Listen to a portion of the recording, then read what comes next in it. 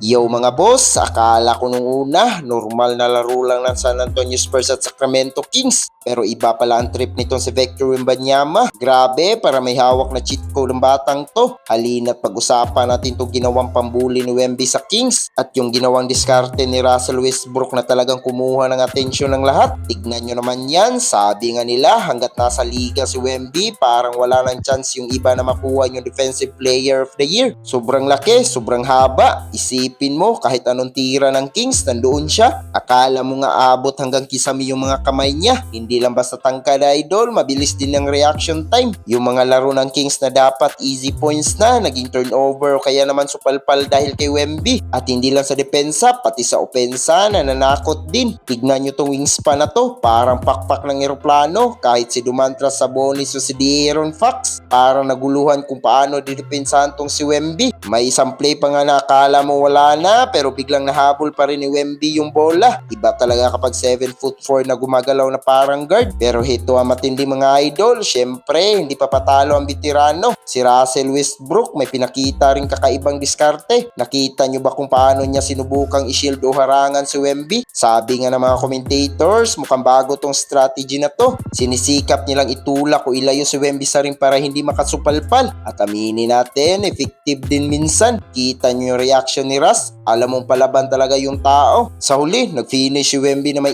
18 points sa loob lang ng 22 minutes. Sulit na sulit ang bawat segundo niya sa court. Ano sa tingin nyo mga boss? Ito na ba ang pinaka nakakatakot na version ni Wemby? O simula pa lang to? At sa tingin nyo ba, gagayahin na ng ibang teams yung ginawang diskarte ni Russ para pigilan ng French Giant na to? I-comment nyo naman ang inyong opinion sa baba. Huwag kalimutan mag-like at subscribe para lagi kayong updated sa mga kwentuhan basketball. Hanggang sa muli, peace out!